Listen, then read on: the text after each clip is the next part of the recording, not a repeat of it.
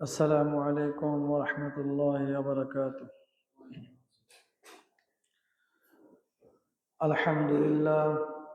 الحمد لله يستعينه ونستغفره ونعوذ بالله من شرور أنفسنا ومن سيئات أعمالنا. من يهده الله فلا مضل له ومن يضلله فلا هادي له. ونشهد أن لا إله إلا الله وحده لا شريك له. ونشهد أن سيدنا ونبينا وشفيعنا وحبيبنا ومولانا محمدا عبده ورسوله أرسله بالحق بشيرا ونذيرا وداعيا إلى الله بإذنه وسراجا منيرا. أما بعد فقد قال الله تعالى في كلامه المجيد وفي فرقانه الحميد. أعوذ بالله من الشيطان الرجيم. بسم الله الرحمن الرحيم. يا أيها الذين آمنوا كتب عليكم الصيام كما كتب على الذين من قبلكم لعلكم تتقون. وقال تعالى في شان حبيبه ومحبوبه إن الله وملائكته يصلون على النبي يا أيها الذين آمنوا صلوا عليه وسلموا تسليما. شكرا محمد الشطير. اللهم صل على محمد وعلى آل محمد كما صليت على إبراهيم وعلى آل إبراهيم إنك حميد مجيد. اللهم بارك على محمد وعلى آل محمد كما باركت على إبراهيم وعلى آل إبراهيم إنك حميد مجيد. আলহামদুলিল্লাহ, আল্লাহ পাকের দরবারে লাখো কোটি শুকরিয়া যে মহান রব্বুল আলামিন আমাদেরকে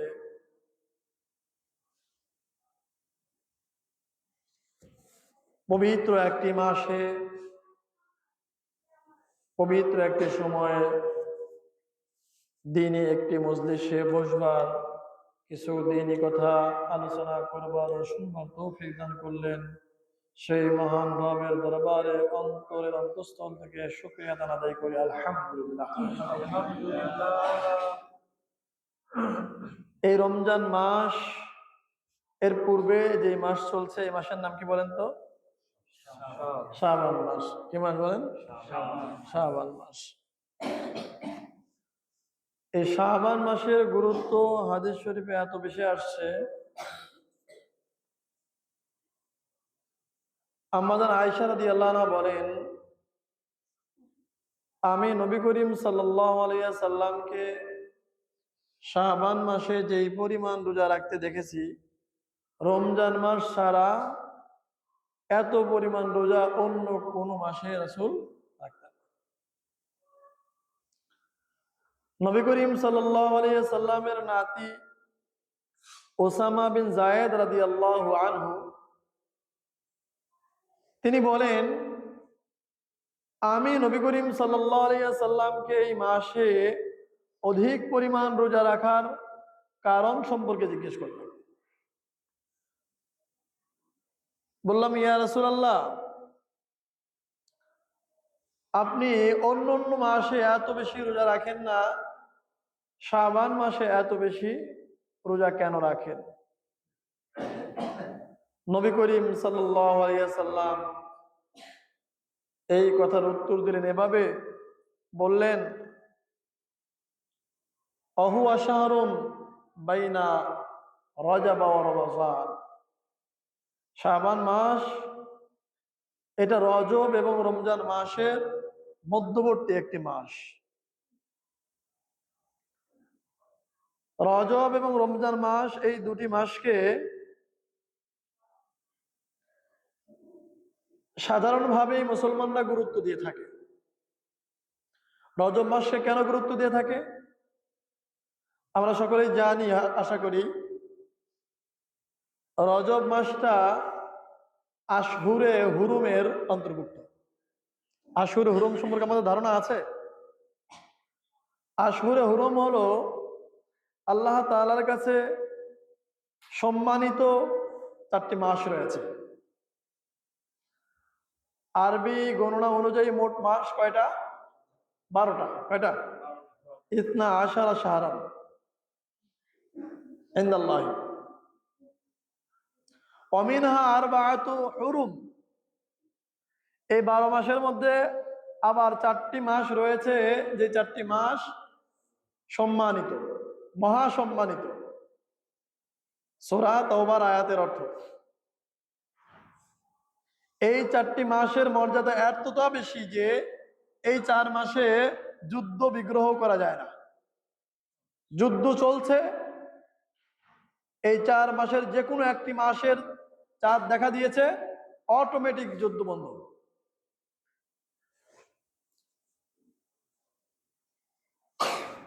সেই 4টি মাসের মধ্যে রজব মাস একটি। রজব মাস একটি, সুতরাং রজব মাসকে সম্মান এমনিতেই করে, নিষিদ্ধ মাস বা সম্মানিত মাস হওয়ার কারণে। আর রমজান মাসের ফজিলতের ব্যাপারে তো আর বলার কিছুই নাই। তো মুসলমানগণ রজব এবং রমজান মাসের গুরুত্ব দিয়ে থাকে। আর এই শাবান মাসটা হলো রজব ও রমজানের মধ্যবর্তী একটি মাস, যেই মাসে অন্যান্য মাসের চেয়ে বা তার আগে এবং পরের মাসের চেয়ে মানুষ গুরুত্ব কম দিয়ে থাকে। অথচ নবী করিম সাল্লাল্লাহু আলাইহি ওয়াসাল্লাম বললেন এভাবে, এটা এমন একটি মাস, এই মাসের মধ্যে তুরফাউ আমালুন নাস ইলা রাব্বিল আলামিন। এই মাসে বাকি 11 মাসের যে আমল হয়েছে, পুরা 11 মাসের হিস্ট্রি অথবা আমল নামা একসাথ করে এই শাবান মাসে আল্লাহ তাআলার কাছে পেশ করা হয়। কোন মাসে বলেন? পুরা 1 বছরের যেই আমল আমরা করি, আমাদের যে ডাটা তৈরি হয়, সমস্ত আমল নামা কোন মাসে আল্লাহর কাছে পেশ করা হয়? তুরফাউ আমালুন নাসি ইলা রাব্বিল আলামিন, আল্লাহর কাছে। এইবার রাসূল বলেন যে তাহলে আমি কেন রোজা রাখি এই মাসে অধিক পরিমাণে? রাসূল বললেন, ফা উহিব্বু আইয়ুরফা আমালি ওয়া আনা সাইমুন।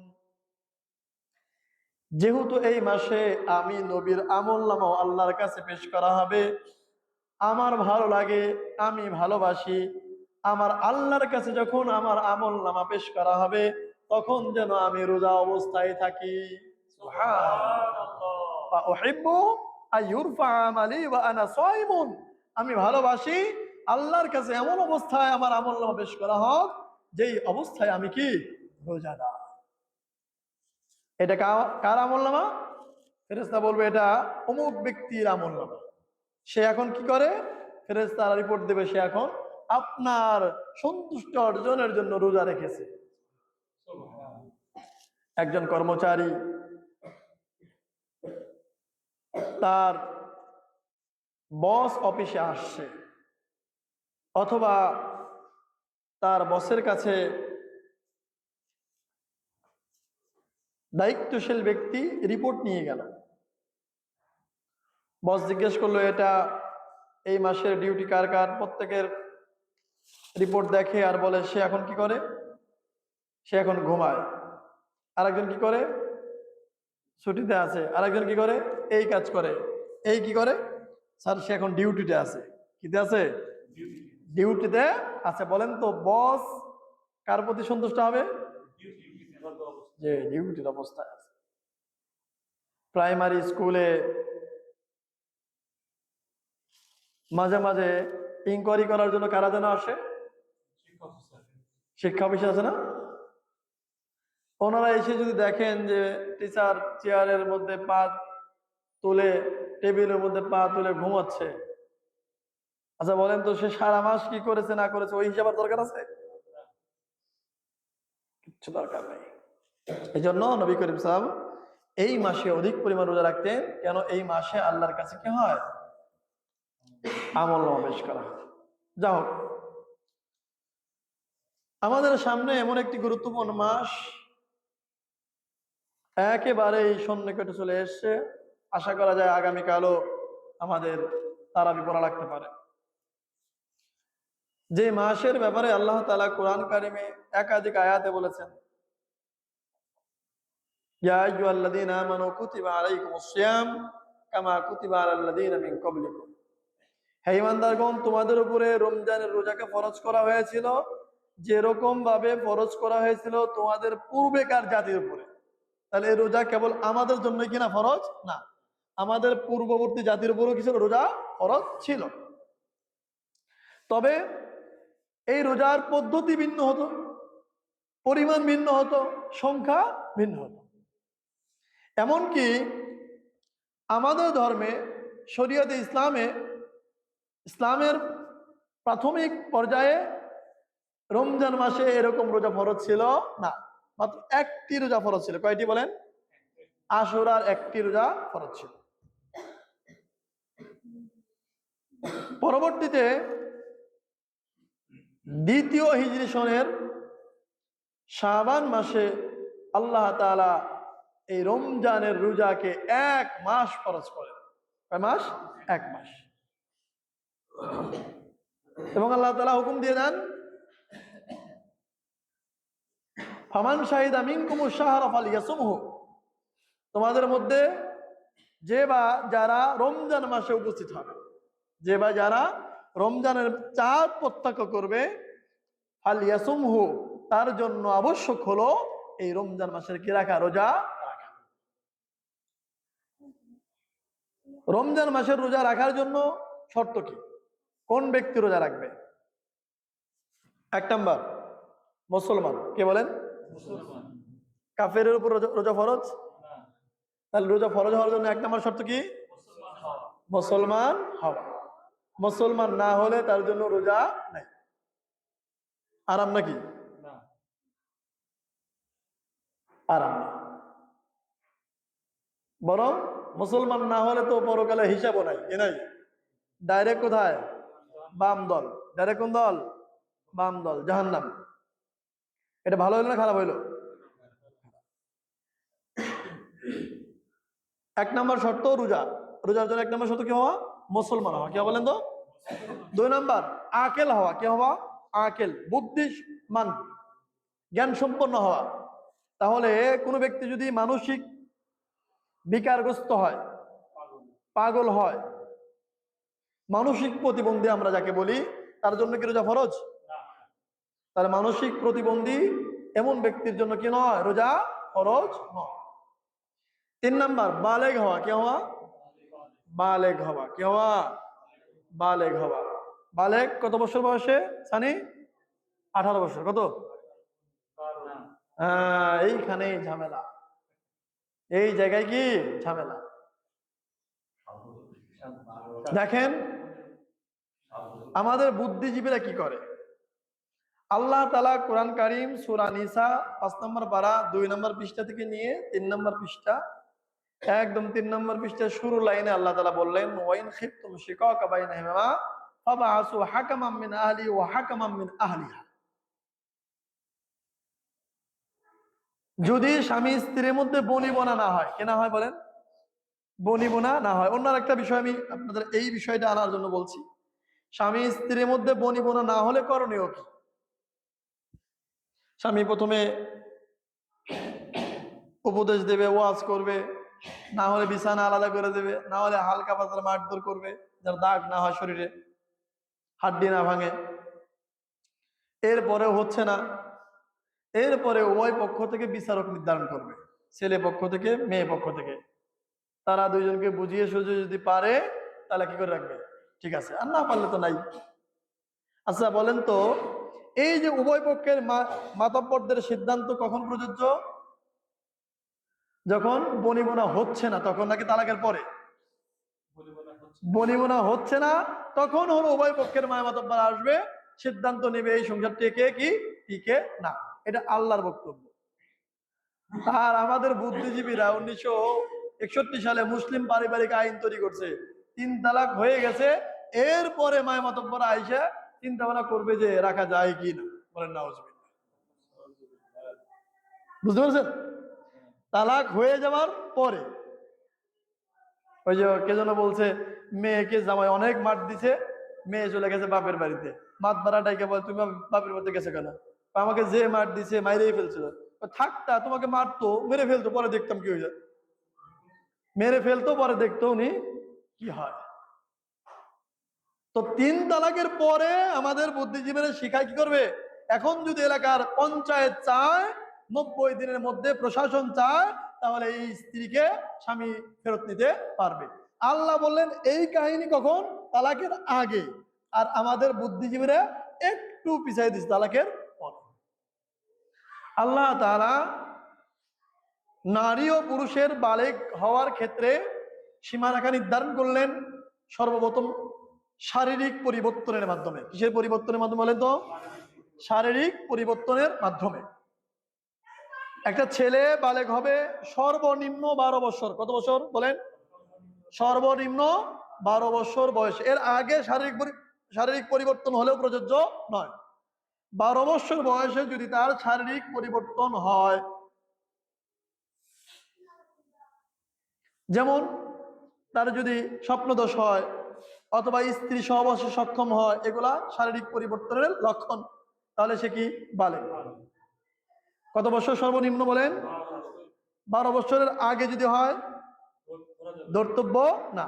তাহলে সর্বনিম্ন একটা ছেলে বালেগ হওয়ার জন্য কত বছর লাগবে? 12 বছর। একটা মেয়ে 9 বছর। কত বছর বলেন? বলেন কত বছর? 9 বছর বয়সে স্বাভাবিকভাবে মেয়ের গ্রোথ যদি ভালো থাকে, সুস্থ থাকে, মেয়ে কি হবে? বালেগা হবে। কত বছর বয়সে? 9 বছর বয়সে যদি মেয়ে শারীরিক পরিবর্তন হয়, তার যদি মিন্স হয়, তাহলে সে বালেগা নাকি না বালেগা? সে শিশু না মহিলা? জোরে বলেন। কেন আমি এই কথা বললাম? শিশু নয় কেন, মহিলা কেন? এই শোনেন, এইখান থেকে অনেক বড় এক প্যাচ লাগে।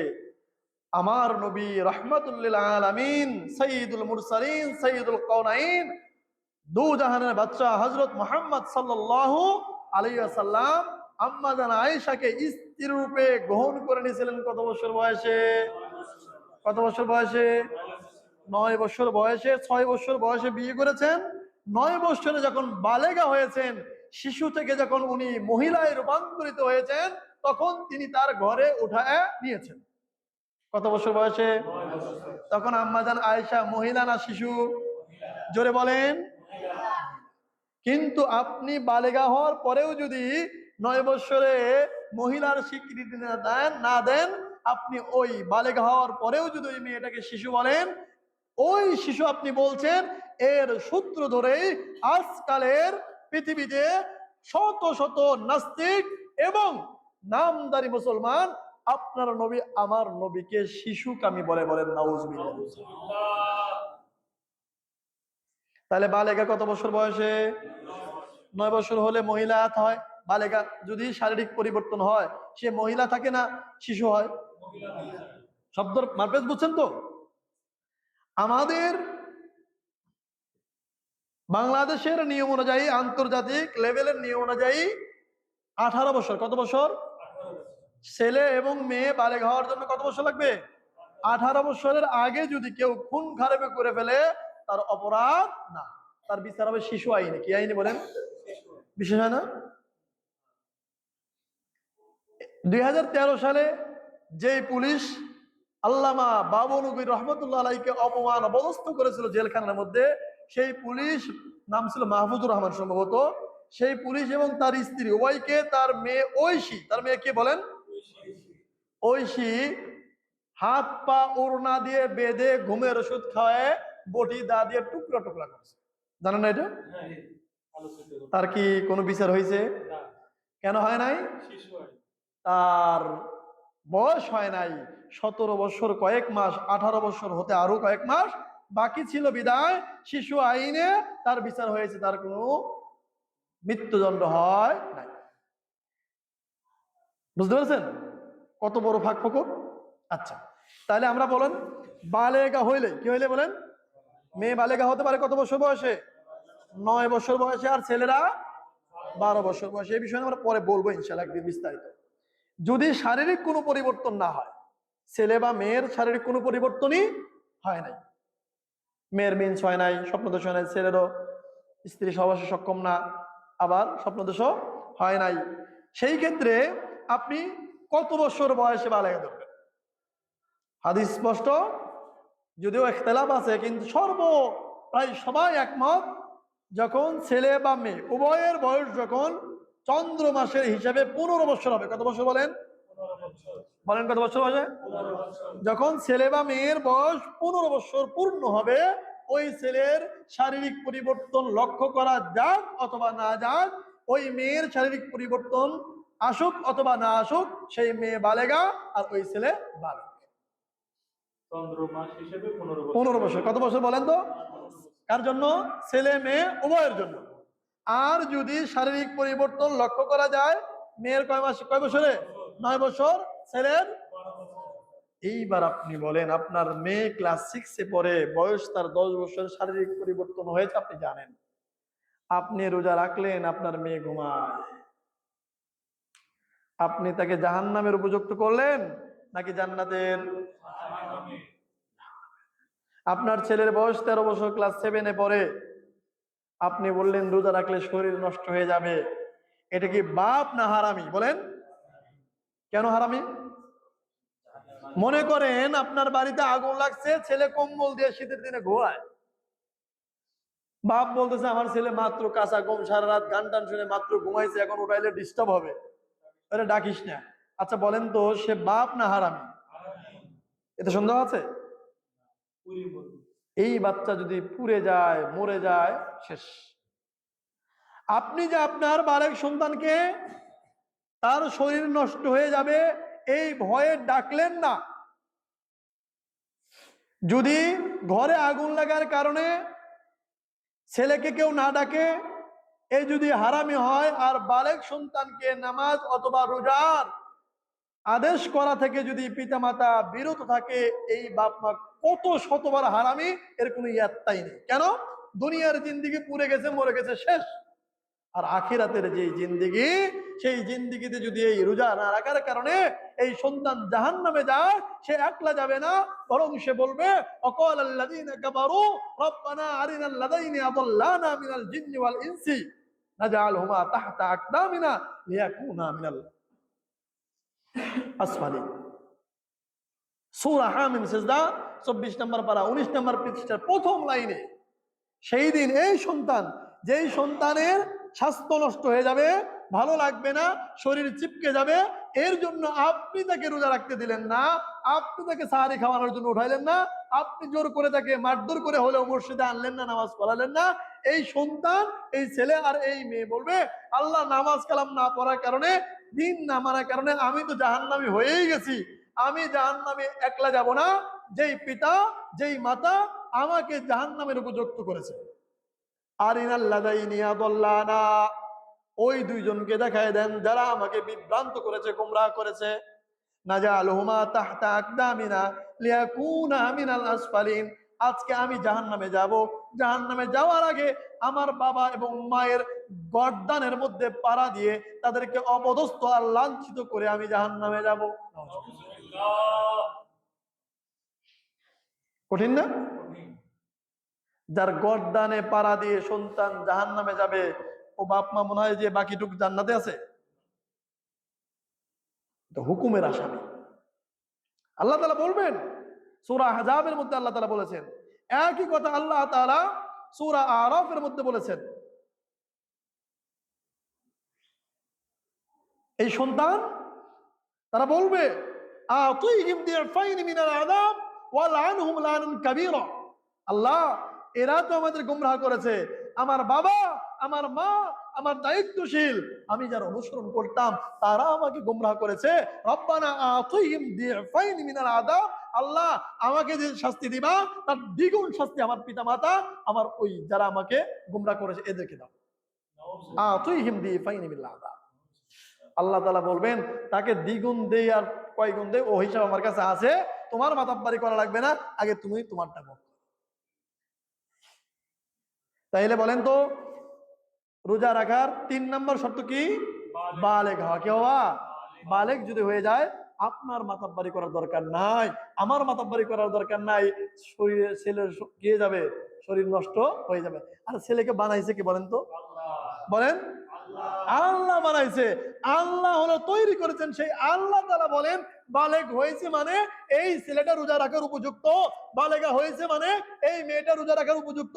শুধু রোজা রাখার উপযুক্ত নয়, বালেগ হয়েছে মানে সে পিতা হতে পারে, বালেগা হয়েছে মানে এই মেয়েটা মা হতে পারে। এ যদি এখন মা হয় এতে কোনো সমস্যা হবে না। মা হওয়ার যোগ্যতা অর্জন করার কারণেই তার মধ্যে শারীরিক পরিবর্তন এসেছে। রোজা রাখার যোগ্যতা অর্জন করেছে বিদায় তার মধ্যে শারীরিক পরিবর্তন এসেছে। সুতরাং যেই প্রোডাক্ট তৈরি করেছেন আল্লাহ, সেই আল্লাহ বলছেন সে রোজা রাখতে সক্ষম। আপনি আমি কে মাতাব্বারি করার? যদি আমি দেখি রোজা রাখার কারণে আমার সন্তানের শরীর নষ্ট হচ্ছে কিছুটা, তাহলে এটা কিছুটা নষ্ট হচ্ছে না, বরং শরীরে আরো শক্তি বর্ধন হচ্ছে। তাহলে ১ নম্বর কি বলছি বলেন? মুসলমান হওয়া। ২ নম্বর কি হওয়া? আকিল হওয়া। ৩ নম্বর কি হওয়া? বালেগ হওয়া।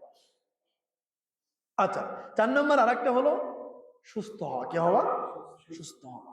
একেবারে অসুস্থ, রোজা রাখতেই পারে না, রোজা রাখলে মরেই যায়, এই সমস্ত ব্যক্তি রোজা রাখবে না, বরং সুস্থ হওয়ার পরে কাজা করবে না। যদি রোজা রাখে আমাদের লাভ কি, এই লাভটা বলেই আমরা আলোচনায় যাব। নামাজ পৌনে ৮টা না? রোজা যদি আমরা রাখতে পারি আমাদের জন্য ফায়দা হলো এই, আল্লাহ তাআলা বলছেন হাদিসে কুদসি, আস-সাওমু লি ওয়া আনা আজজি বিহি, বান্দা রোজা কেবলমাত্র আমি আল্লাহর সন্তুষ্টির জন্যই রাখে, আর আমি আল্লাহ তাআলা নিজ হাতে তার প্রতিদান দান করব। যদি আল্লাহ তাআলা নিজ হাতে প্রতিদান দান করেন, ওই প্রতিদান ছোট হবে না বড় হবে? বড় হবে। আর যদি রোজা কেউ না রাখে তার শাস্তি ফরজ লঙ্ঘন করার কারণে জাহান্নাম অবধারিত। জাহান্নাম কি বলেন?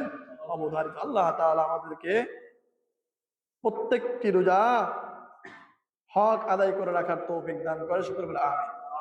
সম্মানিত হাজিরিন, রোজার মাস আসলে আমাদের অনেক মাসলা মাসাইলের প্রয়োজন হয়। সেই অনুপাতে আজকে আমরা বেশ কয়েকটি মাসালা নিয়ে আমরা আলোচনা করব।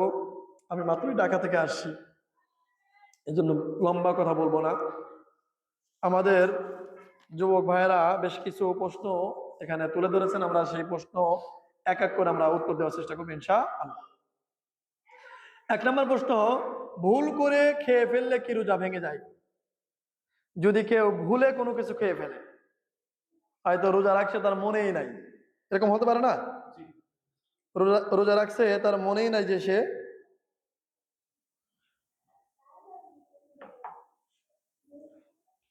সে রোজা, দোকানে গেছে, দোকানে যে সে অন্য অন্য মাসে দেখা যায় চাল কিনতে গেলে একটা চাল মুখে দিয়ে খেয়ে ফেলে, টেস্ট করে না, অথবা রান্না করতে গেছে এক টুকরা গোস্ত খেয়ে টেস্ট করে লবণ হয়েছে কি হয় নাই, ঘরের মধ্যে গেছে একটু খাবার পাইছে, এরকম হয় না? তো রোজা রেখে যদি ভুলে কেউ কিছু খেয়ে ফেলে, রোজা রেখে যদি ভুলে কেউ কিছু খেয়ে ফেলে, তাহলে এই ভুলে খাওয়ার কারণে রোজা ভেঙে যাবে না। লা ইকাল্লিফুল্লাহু নাফসান ইল্লা উসআহা। আল্লাহ তাআলা মানুষের সাধ্যের অতীত কোনো কিছু চাপায় দেন না। তাহলে কি বলেন তো? ভুলে, বলেন তো ভুলে মানে সে যে রোজা রাখছে এটাই তার মনে নাই, এমত অবস্থায় যদি কিছু খেয়ে ফেলে তাহলে রোজা ভঙ্গ হবে না, বরং তার মুখে যদি কিছু থেকে থাকে ওটা কি করবে, থুক করে ফেলে দেবে। যদি এটা করে তাহলে কি রোজা নষ্ট হবে না। মনে হওয়ার পরেও যদি সে একটু খেয়ে ফেলে, সামান্য খেলেও কি হয়ে যাবে, রোজা নষ্ট হয়ে যাবে। মাসলা ক্লিয়ার? একটু আসসালামু আলাইকুম। হ্যালো, আচ্ছা ওই বয়ানে আছি, পরে ফোন দিই।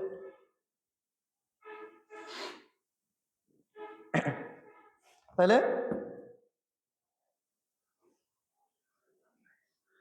ভুলে স্মরণ হওয়ার পরে সামান্য খেলেও কি হয়ে যাবে, রোজা নষ্ট হয়ে যাবে না। আচ্ছা, মাসলা ক্লিয়ার তো?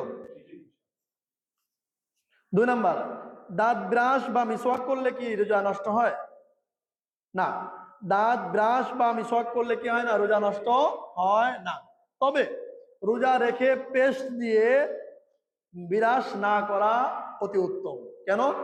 পেস্টের একটা কি আলাদা একটা স্বাদ আছে, মিষ্টতা আছে। যদি এটা দিয়ে ব্রাশ করলে কি হবে না, রোজা ভাঙবে না।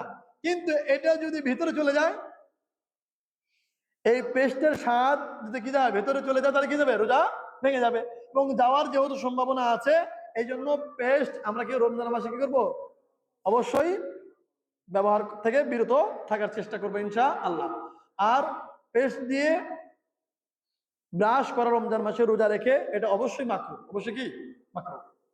এমনি আমরা মিসওয়াক করবো, কি করবো, মিসওয়াক করবো। মিসওয়াকের কথা যেহেতু আসছে, আমরা একটা মাসলা শুনি। নবী করিম সাল্লাল্লাহু আলাইহি ওয়াসাল্লাম বলছেন, এই রমজান মাসে যারা রোজা রাখে, রোজা রাখার কারণে সারাদিন না খেয়ে থাকলে মুখে একটা দুর্গন্ধ তৈরি হয় না, হয় কিনা বলেন? আল্লাহ রাসূল বলেন, এই রমজানের রোজা আদায়কারী বা যে কোনো রোজা আদায় করার কারণে মুখের যে দুর্গন্ধ বা গন্ধ তৈরি হয়, সৃষ্টি হয়, আল্লাহ তাআলা বলেছেন এই রমজানের রোজা আদায়কারীর মুখের দুর্গন্ধ আমি আল্লাহর কাছে মেশক আম্বরের চাইও বেশি সুগন্ধ। তাহলে আপনি ওটা দূর করার জন্য আপনি কেন পেস্ট ব্যবহার করবেন? সবাই আমরা মিসওয়াকে অভ্যস্ত হব ইনশাআল্লাহ। 3 নাম্বার, ইনজেকশন বা ইনহেলার নিলে কি রোজা থাকে? এখানে 2টা অংশ, ইনজেকশন এবং ইনহেলার। ইনজেকশন এবং ইনহেলার প্রশ্ন করলে এই 2টা আলাদা করার আলাদা প্রশ্ন। আমরা ইনজেকশন নিয়ে আগে আসি। ইনজেকশন, এটা বোঝার আগে আমাদের বুঝতে হবে রোজা ভাঙে কেন, মানে রোজা কখন কিভাবে ভাঙে। নাক, মুখ এবং পায়খানা রাস্তা, বলেন কি, পায়খানা পেশাবের রাস্তা, এগুলোর মাধ্যমে এই এই ইন্দ্রের মাধ্যমে কোনো খাবার বা কোনো জিনিস, খাবার বা কোনো জিনিস যদি পেট পর্যন্ত পাকস্থলীতে পৌঁছে, কেবল তখনই রোজা কি হয়, ভাঙে। বলেন তো কোন জায়গা? নাক দিয়ে, মুখ দিয়ে, পায়খানা পেশাবের রাস্তা দিয়ে কোনো কিছু ঢুকে যদি পাকস্থলীতে যায় বা ঢুকে, তাহলে কি হবে বলেন, রোজা ভেঙে যাবে। এবার বলেন, ইনজেকশন কি পাকস্থলীতে ঢোকে? নাক মুখ দিয়ে ঢোকে? পেশাব পায়খানা রাস্তায় ঢোকে না। সুতরাং ওলামায়ে কেরামের একেবারে সর্বসম্মত সিদ্ধান্ত হলো, ইনজেকশনের মাধ্যমে যদি কেউ শরীরে কোনো ওষুধ প্রবেশ করে, তাহলে এটা মাংস বা রগে চলে যায়, এটা পাকস্থলীতে যায় না বিধায় এর দ্বারা কি হবে না, রোজা ভাঙবে না। এমনকি ডায়াবেটিক্সের রোগীরা যে সকাল সন্ধ্যা ইনসুলিন গ্রহণ করে সুয়ের মাধ্যমে, এতেও কি হবে না, রোজা ভাঙবে না। বোঝা গেছে? আচ্ছা, এখানে আরেকটা অ্যাড করে দেই। অনেকে বলতে পারে যে হুজুর, অনেকে তো ইয়া করে ওই শক্তিবর্ধক এই ইনজেকশন বা স্যালাইন নিয়ে থাকে, যেটা নিলে পানির পিপাসা লাগে না, খাদ্যর মানে সংকট দূর হয়। এটাও হতে পারে। না, এগুলোও যদি নেয় তবু কি হবে না, রোজা ভাঙবে না। কেন? আমরা বলছি রোজা ভাঙার জন্য খাদ্যের অভাব পূরণ হওয়ার সাথে সাথে পেটে ঢোকার জন্য কয়টা রাস্তা? 4টা রাস্তার আমরা বলেছি, নাক, মুখ এবং পেশাব পায়খানার রাস্তা। এর মাধ্যমে ছাড়া অন্য কোনো ভাবে যদি খাদ্যের অভাব পূরণ হয়, তাহলে কি হবে না, রোজা নষ্ট হবে না। তাহলে যদি সেই ইনজেকশনটা কি হয়, খাদ্য পূরণীয় কোনো ইনজেকশন হয়, তবুও রোজা ভাঙবে না। আমার কথা বুঝে আসে? আচ্ছা, এবার আসে ইনহেলার। ইনহেলার কি? ইনহেলার হলো আমাদের যে সমস্ত ব্যক্তিরা এজমা রোগী, এজমা বা শ্বাসকষ্টের রোগী, তারা এক প্রকার মানে একটা মেশিনের সাহায্যে তারা তাদের মুখের মধ্যে স্প্রে করে। স্প্রে করার কারণে সেই স্প্রেটা ধোঁয়া আকারে মুখ দিয়ে কোথায় যায় বলেন তো? এবার ভতো আপনি দেন। আমরা বলছিলাম কোথায় কোথায় গেলে, কোন দিক দিয়ে গেলে? ইনহেলার দিলে হচ্ছে কিনা? হচ্ছে না? তাহলে ইনহেলারের মাধ্যমে কেমন হয়? বিড়ি খাইলে দোয়া খাওয়া হয় না, হয় কিনা বলেন? সিগারেট খেলে হয়। যেমন বিড়ি, সিগারেট, হুক্কা এই জাতীয় খাবার মুখ দিয়ে শোষণ করে এই ধোঁয়াটা পাকস্থলিতে নেওয়ার কারণে যেরকম ভাবে কি হয়ে যায় বলেন? রোজা ভেঙে যায়। ঠিক ইনহেলার গ্রহণ করার মাধ্যমে সে যেহেতু এই ধোঁয়াটাকে মেডিসিন ধোঁয়া আকারে পাকস্থলিতে মুখের মাধ্যমে গ্রহণ করলো, এই জন্য ইনহেলার ব্যবহার করলে কি হয়ে যাবে? রোজা ভেঙে যাবে। তাহলে করণীয় কি? এজমা রোগী কি করবে? যদি এজমার রোগী এমন অবস্থা হয় যে সে ইনহেলার ব্যবহার না করলে তার জীবন সংকটের মধ্যে পড়ে যায়, তাহলে সে রোজা ভেঙে ইনহেলার ব্যবহার করবে। কি করবে বলেন? রোজা ভেঙে ইনহেলার ব্যবহার করবে যখন সুস্থ হবে। শুধুমাত্র এই যেই দিন রোজা ভাঙলো সেই দিন রোজা শুধুমাত্র কি করবে? কাজা করবে, তার কাফারা করা লাগবে না। বুঝে আসছে? তাহলে মোদ্দা কথা কি হলো? ইনজেকশনের দ্বারা রোজা ভাঙে না, ইনসুলিনের দ্বারা রোজা ভাঙে না, ইনহেলার ব্যবহার করলে কি করে? রোজা ভেঙে যায়। আচ্ছা, 4 নাম্বার, সেহরি না খেলে কি রোজা হবে? জি, সেহরি খাওয়া ফরজ না। সেহরি না খেলেও রোজা হবে, মানে সেহরি না খেলে রোজা রাখতেই হবে। কি বলেন? সেহরি খেলে না খেলে রোজা হবে বিষয় এরকম প্রশ্ন না। মানে সেহরি যদি কেউ নাও খায় তবু রোজা তাকে রাখতেই হবে। কোন রোজা? রমজান মাসের ফরজ রোজা। সে এখন ডিসাইড, মানে তাকে রোজা রাখতেই হবে, সে সেহরি খাক অথবা না খাক। এখন সে সিদ্ধান্ত নিক সেহরি খাবে নাকি না খাবে। সেহরি যদি খায় তাহলে তার জন্য উত্তম। কেন? সাহারি না খাইলে তার শরীরের ক্ষতি হয়ে যাবে। নবী করিম সাল্লাল্লাহু আলাইহি ওয়াসাল্লাম বলছেন, তাসাহহারু ফাইন্না ফিস সাহুরি বারাকা। তোমরা সাহারি খাও, পানি দিয়ে হলেও খাও, অল্প পরিমাণ হলে খাও, সাহারির মধ্যে বরকত রয়েছে। কি রয়েছে বলেন তো? বরকত রয়েছে। এই জন্য সাহারি না খেলে, হয়তো একজন আজানের সময় উঠছে, উঠে দেখলো আজান হয়ে গেছে বা অক্ত খেতে গেলে মানে সময় পাবে না, সুতরাং সে সাহারি খাবে না। অথবা সে কেউ ইচ্ছা করে খায় নাই, তবুও তাকে রোজা রাখতে হবে। সাহারি না খেলেও রোজাতে কোনো সমস্যা নাই, তবে সাহারি খাওয়াটা কি উত্তম। আমি বোঝাতে পারছি? অসুস্থ অবস্থায় কি রোজা ভাঙা যায়? জি, আমরা যে কথা একটু আগে বললাম, যদি অসুস্থতা এমন হয় যে অসুখের কারণে ব্যক্তির শরীরের বড় ধরনের সমস্যা হতে পারে, সে মারা যেতে পারে, অথবা সুস্থতায় বিলম্ব হতে পারে, অনেক বড় ক্ষতি হতে পারে, মুসলিম অভিজ্ঞ ডাক্তার বলেছে এই অবস্থায় রোজা রাখা তার জন্য কিনা সম্ভব নয়। এমন অবস্থায় সে রোজা ভাঙতে পারে। কি পারতে? রোজা ভাঙতে পারবে। যেমন আমাদের মায়েরা প্রেগনেন্সি অবস্থায় যদি অসুস্থতার মাত্রা এমন হয়, হ্যাঁ, যদি সে আশঙ্কা করে, ডাক্তার বলে দেয় যে অবস্থায় রোজা রাখলে সে এবং তার গর্ভস্থ সন্তানের ক্ষতি হওয়ার সম্ভাবনা রয়েছে, সেক্ষেত্রেও সে রোজা ভাঙতে পারে। তবে অবশ্যই এই রোজাগুলো গুনে রাখবে এবং পরবর্তীতে কি করবে? কাজা করবে। তাহলে অসুস্থ অবস্থায়, অসুস্থ যদি তীব্র হয়, তাহলে যে রোজা রাখবে সেই তো বুঝবে তার অসুস্থ কেমন। অসুস্থ তীব্র হলে যদি তার অঙ্গহানি বা প্রাণনাশের আশঙ্কা থাকে, তাহলে এমন অসুস্থতা থাকলে রোজা ভাঙতে পারবে, তবে অবশ্যই তাকে কাজা করতে হবে। 6 নাম্বার, চোখে ড্রপ বা কানে ঔষধ দিলে কি রোজা ভেঙে যায়? চোখে ড্রপ বা কানে ঔষধ দিলে কি রোজা ভেঙে যায়? না। চোখে ড্রপ বা কানে ওষুধ দিলে কি হয় না বলেন? রোজা ভাঙে না। চোখে না, নাকে দিলে ভাঙে। কি? নাকে দিলে ভাঙে। আমরা একটু আগে বলেছি নাক মুখ দিয়ে কোনো খাবার যদি পাকস্থলী যায়, সাধারণত কান এবং চোখের এই সংযোগটা পাকস্থলীর সাথে হয়ে থাকে না। কান এবং চোখের সম্পর্ক কিসের সাথে? পাকস্থলীর সাথে হয় না। এই জন্য কানে বা চোখে ওষুধ দিলে রোজা ভাঙবে না। রমজান মাসের রাতে স্বামী স্ত্রী মিলামেশা জায়েজ কিনা? হ্যাঁ, খুব গুরুত্বপূর্ণ। প্রশ্ন, রমজানের ইসলামের প্রাথমিক যুগে রোজা যখন ফরজ হয় তখন এই অবস্থাই ছিল, পুরা রমজান মাসে স্ত্রী সহবাস করা যাবে না, পুরা রমজান মাসে, দিনেও না রাতেও না। সাহাবায়ে কিরাম রাদিয়াল্লাহু আনহুর জন্য এই বিষয়টা কষ্ট হয়ে গেছে, এমনকি ওমর রাদিয়াল্লাহু আনহু নিজে মুবতালা হয়ে গেছে, পরীক্ষায় পড়ে গেছেন। উনি যে বলছেন ইয়া রাসূলুল্লাহ আমি সিক্ত হয়ে গেছে। তখন আল্লাহ তাআলা এটাকে সহজ করলেন, বললেন কুলু ওয়াশরাবু, তোমরা পানাহার করো। কি করো? পানাহার করো এবং স্ত্রীর সাথে মিলিত হতে পারো কতক্ষণ? সুবহে সাদিকের আগ পর্যন্ত। কোন পর্যন্ত বলেন? ইফতারের পর থেকে নিয়ে সুবহে সাদিকের আগ পর্যন্ত। তাহলে কি বোঝা গেল? শুধুমাত্র আমরা রোজা রাখি কখন? সুবহে সাদিক থেকে নিয়ে ইফতার পর্যন্ত, সুবহে সাদিক থেকে নিয়ে সূর্যাস্ত পর্যন্ত যে রোজা রাখি, এই সময়টার মধ্যে স্ত্রী সহবাস করা যাবে না।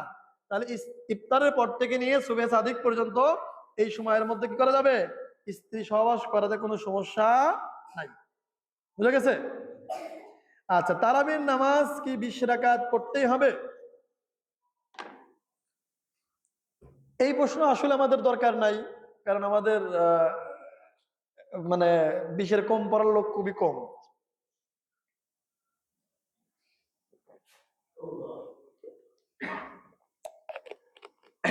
নবী করিম সাল্লাল্লাহু আলাইহি সাল্লাম বলেছেন, তোমরা সুন্নতি ওয়া সুন্নতি খুলাফায়ে রাশিদিন আল মাহদিয়্যিন আদ্দু আলাইহা বিন নওয়াজিজ,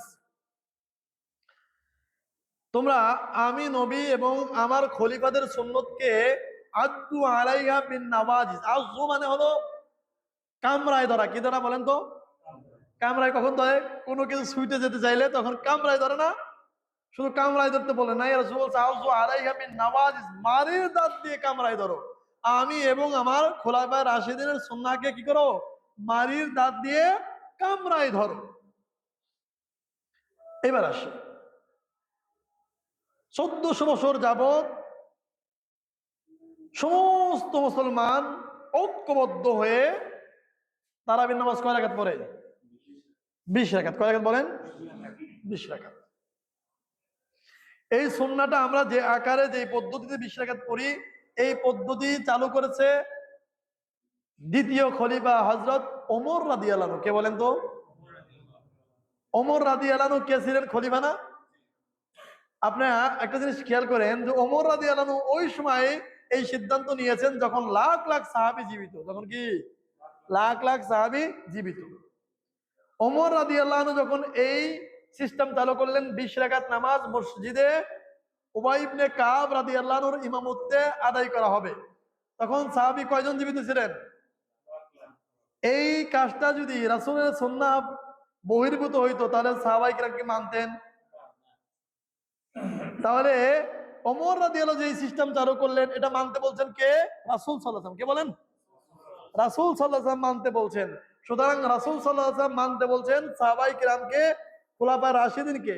আর সেই সাহাবায়ে কিরামের মধ্যে অন্যতম সাহাবী, দ্বিতীয় খলিফা, জান্নাতের সুসংবাদ প্রাপ্ত হযরত ওমর রাদিয়াল্লাহু আনহু 20 রাকাত নামাজ শুরু করেছেন।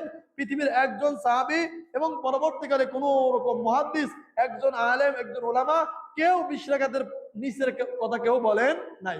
উপরের কথা কেউ কেউ বলছেন 41 রাকাত আছে, 61 রাকাত আছে, 31 রাকাত আছে, 22 রাকাত আছে, এর নিচে কেউ বলেন নাই।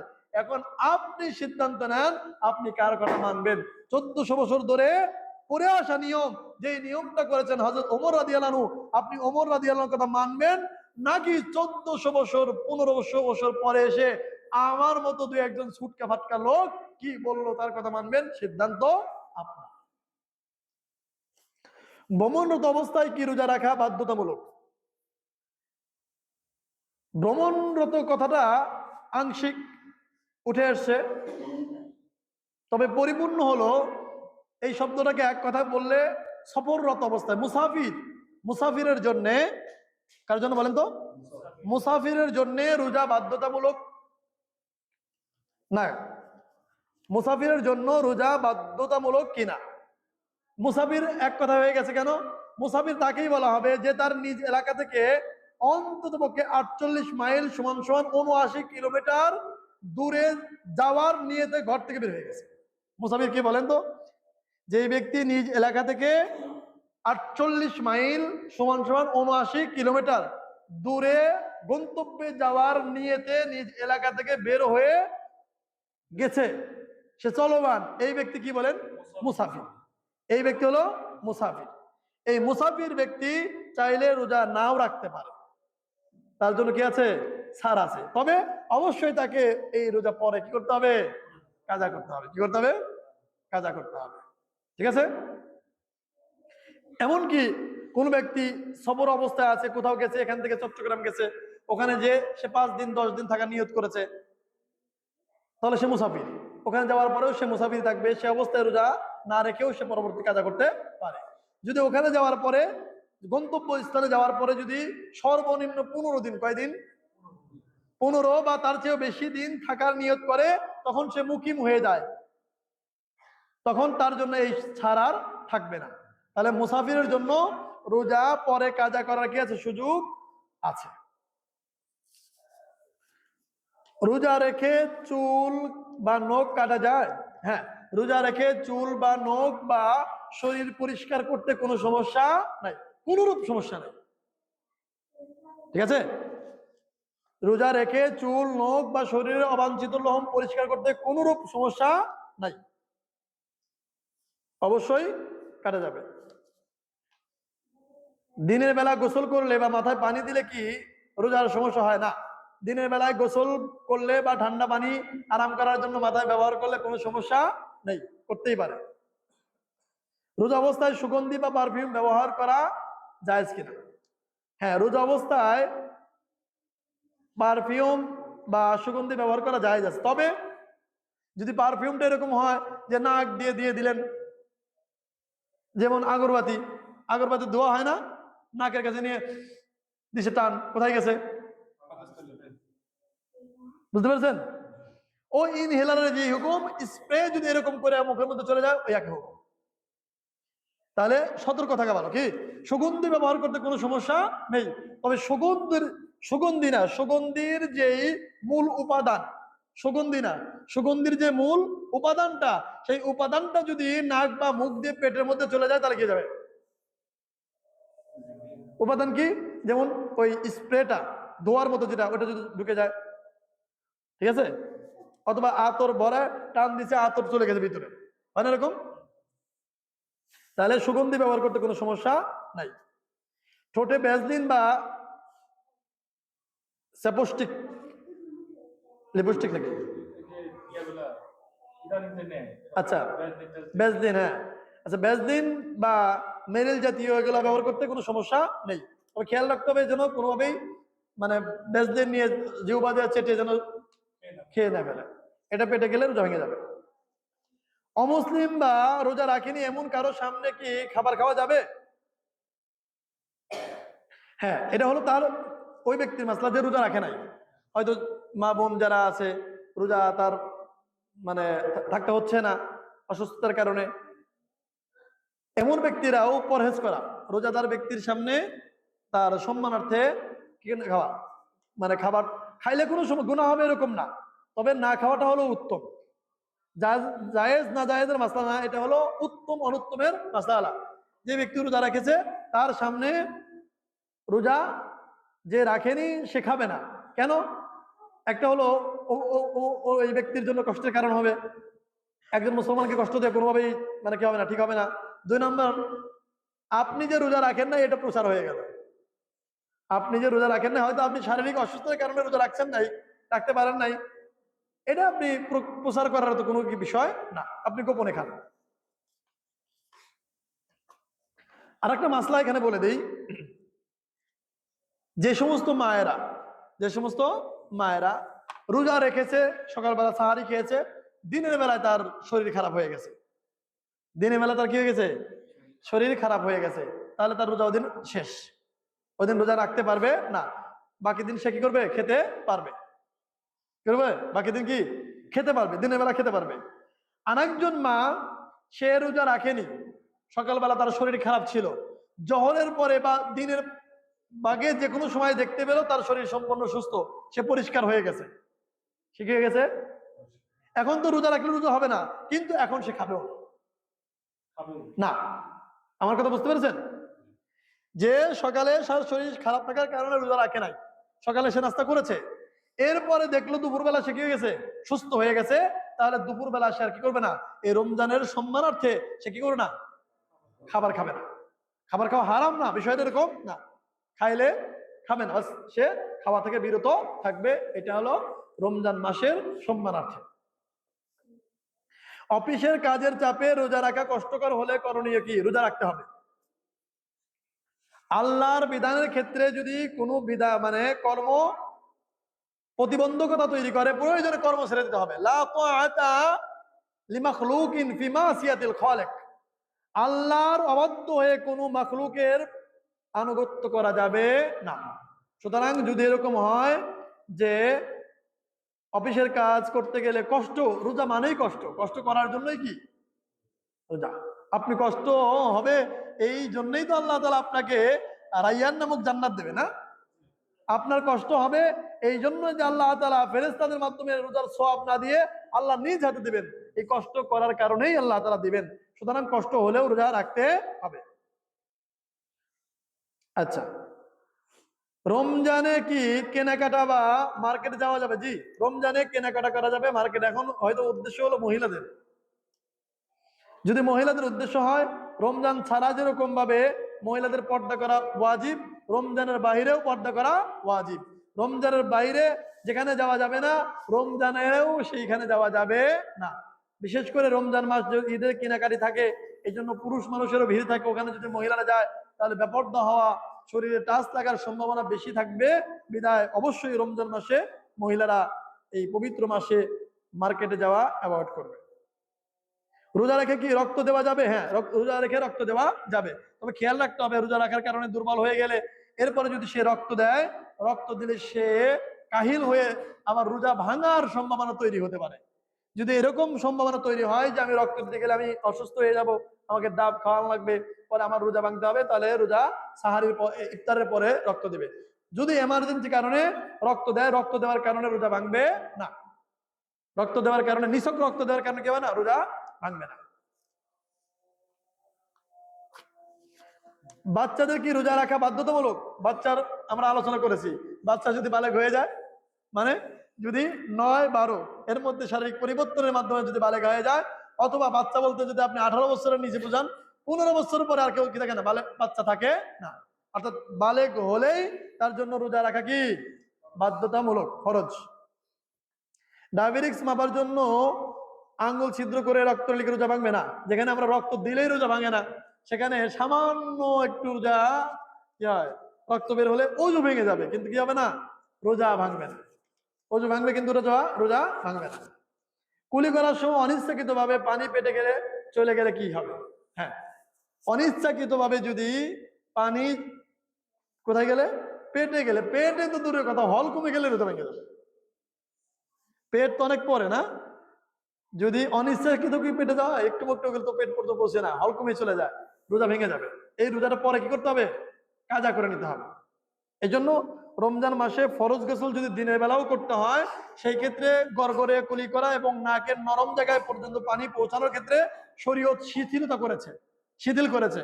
গড় গড় গড় গড় করার দরকার নাই, স্বাভাবিক কুলি করতে হবে, স্বাভাবিকভাবে নাকে পানি দিতে হবে। কারণ জি না, যদি অনিচ্ছাকৃত হয় তাহলে কাজা করতে হবে একদিন।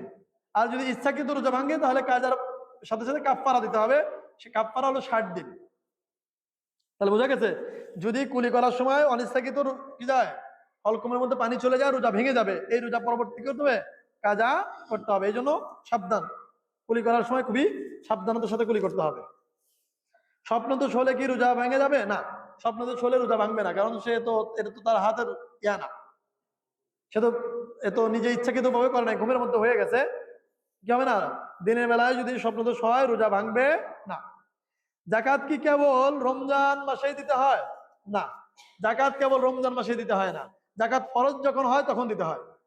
যে যখন বড়লোক হয় তখন তার উপরে যাকাত ফরজ হয়। এটা কেমন? মনে করেন একজন আব্দুর রহমান, সে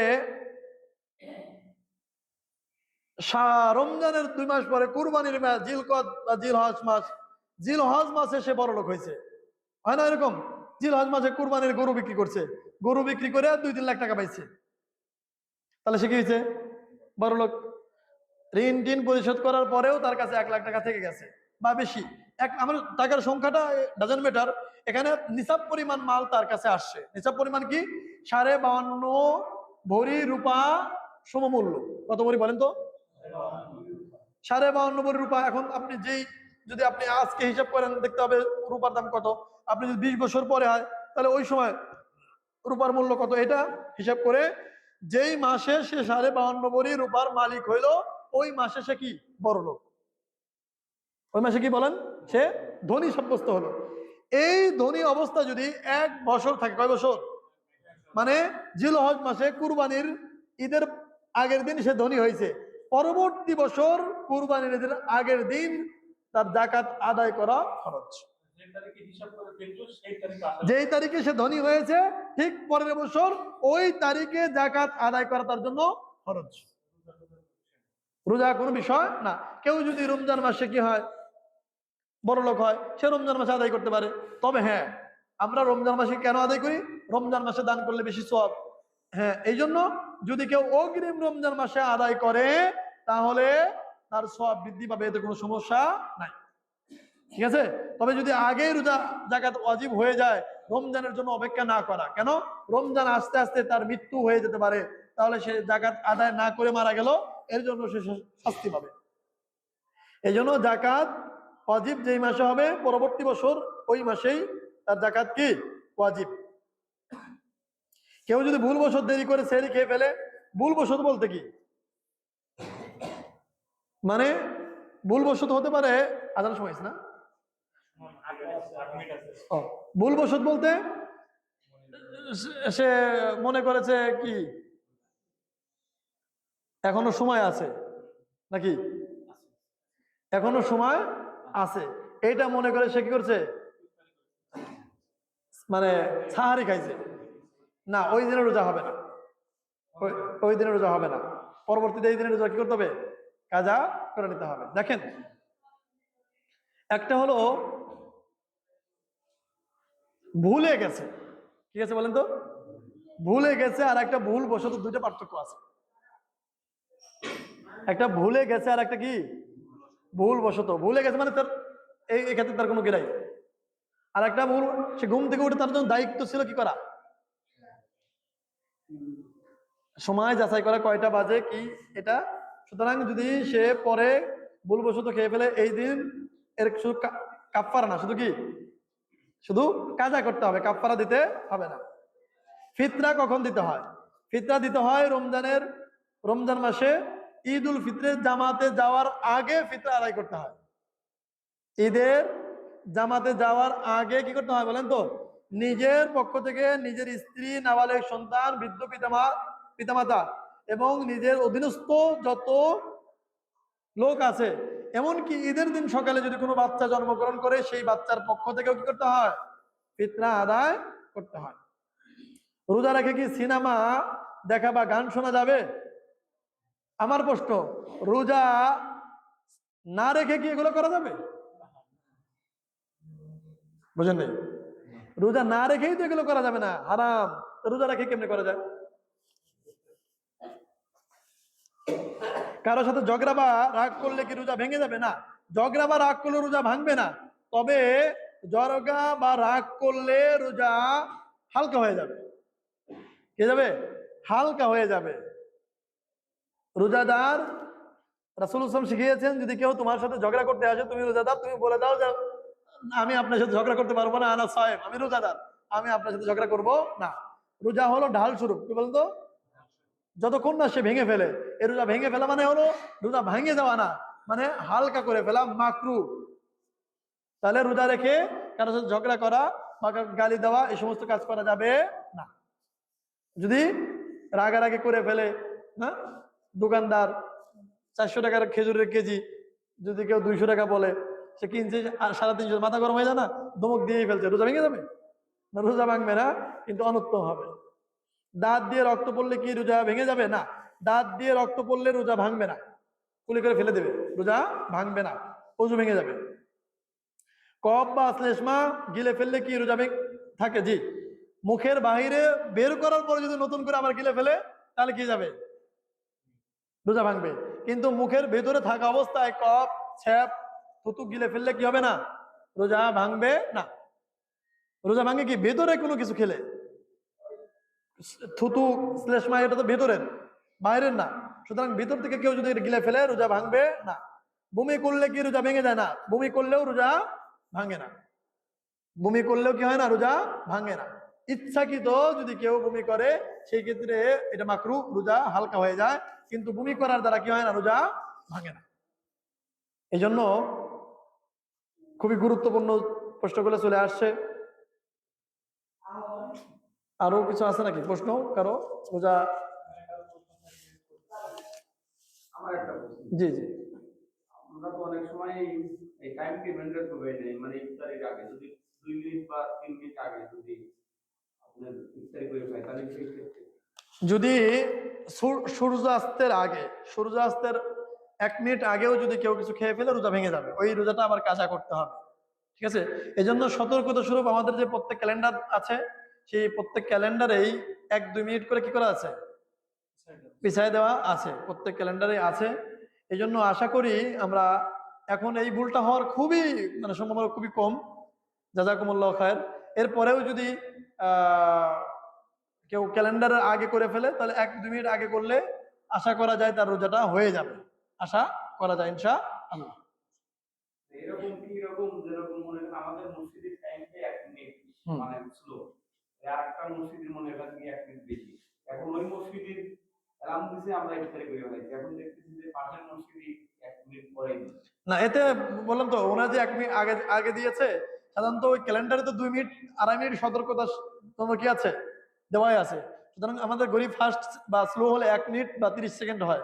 আশা করি এতে কোনো সমস্যা হবে না ইনশাআল্লাহ। আর কারো? আচ্ছা, আমাদের আরেকটা মাসলা বলে দিই। অনেকেই আমাদের নতুন করে বলতে শোনা যায় যে কেউ খেতে বসছে, খেতে বসছে, প্লেটে খাবার আছে, আজান দিয়ে ফেলছে, তাহলে কি করতে হবে? প্লেটের ভাত খেয়ে শেষ করে তারপরে এটা কেউ ছেড়ে দিতে। কেউ কেউ বলে এটা ঠিক না, এটা কি না? ঠিক না, এটা ঠিক না, কোনোভাবেই ঠিক না। আজান না, মানে আজান তো হলো অক্ত আসার পরে হয়।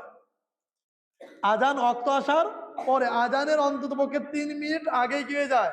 সাহারির সময় শেষ। সুতরাং কেউ আজানের অপেক্ষায় কি করবেন না, থাকবেন না। আজানের আগে কি করে ফেলবেন। আবার আমাদের মা বোনরা যারা আছে অর্ধেক রাত্রে উঠে খেয়ে ফেলে, এটাও ঠিক না। ঠিক আছে? একদম শেষের দিক দিয়ে 5 মিনিট আগে খাইলেন।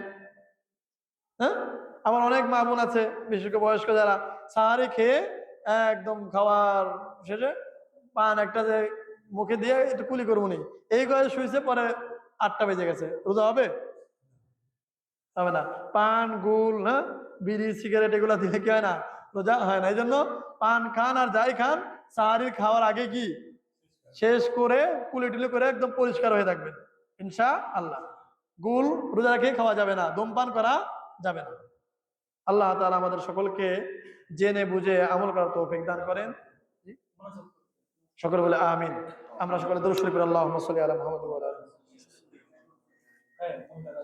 আল্লাহুম্মা বারিক আলা মুহাম্মাদ ওয়া আলা আলি মুহাম্মাদ। আমরা সকলে দরুদ শরীফ পড়ি, এখনই দোয়া হবে, আমরা সকলে দোয়ায় অংশগ্রহণ করব ইনশাআল্লাহ। اللهم صل على محمد وعلى ال محمد كما صليت على ابراهيم وعلى ال ابراهيم انك حميد مجيد. اللهم بارك على محمد وعلى ال محمد كما باركت على ابراهيم وعلى ال ابراهيم انك حميد مجيد. اللهم صل على محمد وعلى ال محمد كما صليت. الحمد لله رب العالمين، والصلاة والسلام على سيد الانبياء والمرسلين وعلى اله وصحبه اجمعين. اللهم لك الحمد كله ولك الشكر كله، بيدك الامر كله. اللهم لا نحصي ثناء عليك انت كما اثنيت على نفسك. اللهم اغسل خطايانا بماء الثلج والبرد. اللهم نقي قلوبنا كما ينقى الثوب الابيض من الدنس. اللهم باعد بيننا وبين خطايانا كما بعدت بين المشرق والمغرب. মহিয়ান গরিয়ান দয়ালু মেহেরবান সর্বশক্তিমান মাওলায়ে কারীম, ইয়া রাব্বুল আলামিন, পবিত্র দিন পবিত্র সময়, ইয়া রাব্বুল আলামিন, ঈশান নামাজের পূর্ব মুহূর্তে আল্লাহ দিনই কিছু কথা আলোচনা করবার পরে শোনার পরে তোমার শাহী দরবারে দুখানা খালি হাত উত্তোলন করেছি আল্লাহ, ইয়া আল্লাহ দয়া করে মা করে মেহেরবানি করে আমাদের জিন্দেগীর তামাম গুনাহ খাতা মাফ করে দাও।